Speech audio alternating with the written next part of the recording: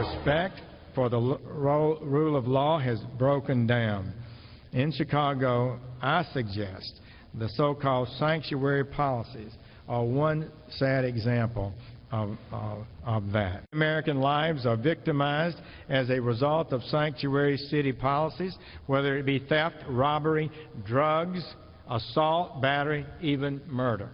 So that was the AG, Jeff Sessions, flying to Miami, Florida yesterday, delivering a major speech slamming sanctuary cities, pointing to places like Chicago as an example of how policies have failed and have led to a growing spike in crime. That's the case he is making there. Ned Ryan, former speechwriter for President George W. Bush, and former DNC staffer Pablo Manriquez here to talk about this, and good day to both of you, gents. So Miami-Dade said, forget it, we don't want to lose the money. Right. We're going to go ahead and concede to your demands. If we detain somebody, we will notify federal authorities if they are illegal, whether they're convicted or not. I think the bottom line so far is that money talks. Well, the other thing, though, that we've just got to go back to and understand is these sanctuary cities are in defiance of the law and harboring illegals. All the government is asking is that they hold on to these illegal criminals for 48 hours so that the ICE agents can come either arrest or deport them.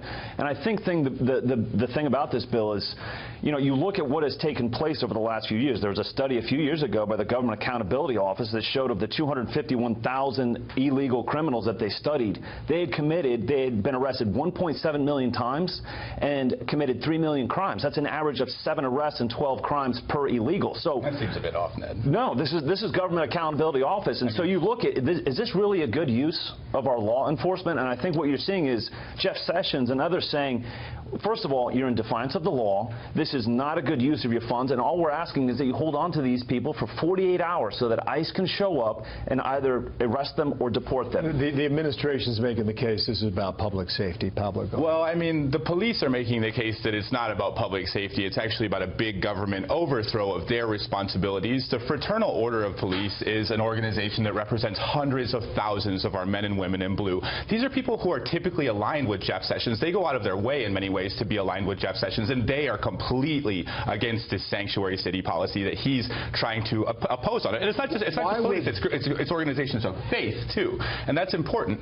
Catholic organizations, Jewish organizations, evangelical organizations. No one is for this because it's an attack on families. If you focus on the criminal illegals, right, and which is where the real focus is, well, Ned, most Americans are in agreement on this, that we should not. First of all, they're here illegally, and they're the ones, again, as that study showed, committing a lot of these crimes, which, by the way, the percentage of violent crimes, murder, etc., 10, 12, 15%. So right, it's one of those things that this is to protect the law and to protect the American citizens and the American taxpayer. But if we take gentlemen, Ron DeSantis, the congressman, he was at that event yesterday, I do believe, in Florida. He put it this way. He said it's a question of public safety above ideology. Is that where we are? I mean, I think it is becoming a question of ideology now and not about public safety, unfortunately. If you take two buckets and you fill them with all the MS-13 and all the valedictorians in the undocumented population, my bucket of valedictorians is going to be much bigger than that bucket of MS-13s. These people are not criminals for the most part. These people are very good people. Do you know that? I do. But I mean, like, the criminality element. But if the law is saying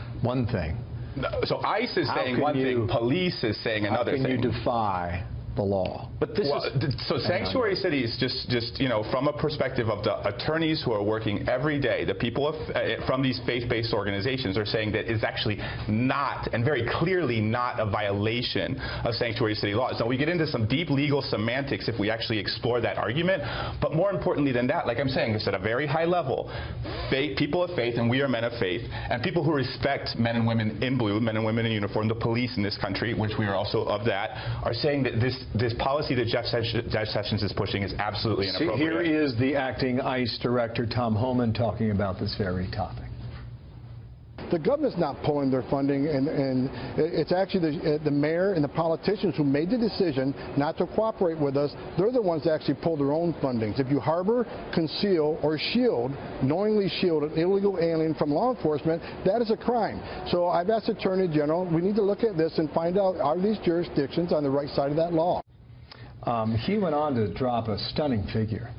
He said 10,000 illegal aliens released from prisons in one jurisdiction have reoffended and gone back to jail. Well, it kind of goes... If that is even close to being true, that is extraordinary. But it goes back to that study that I was referring to earlier, that these people, they are reoccurring, again, arrested 7 times for an average of 12 crimes. And you go back and you look, and again, Bill, the whole term sanctuary city to me is very Orwellian. These cities are in defiance of the law and harboring illegals. And quite frankly, and I know you would disagree with me on this, Pablo, but they are harboring illegals and favoring them over the law-abiding American taxpayer that is funding these cities. Understood. Pablo, give you the last word. By the way, there are lawsuits out there, and I'll talk about them next quickly. 2 things. Ned, first of all, the term sanctuary isn't in Orwellian. In fact, it's very Christian. And second of all, the reality is that the funds that they're trying to deny the police officers who would be who they're trying to take money away from as a part of the sanctuary city activism by Jeff Sessions are the money that they use to buy bulletproof vests. So they're endangering the actual physical security of our men in blue on the streets. That's a decision of Rahm Emanuel and others to do that. To both of you, thank you for your time. I appreciate the debate. Chicago, by the way, is suing, and the state of California is suing as well. So we'll be back on this. Ned, thanks. Pablo, Bill. thank you. Thank you, Bill.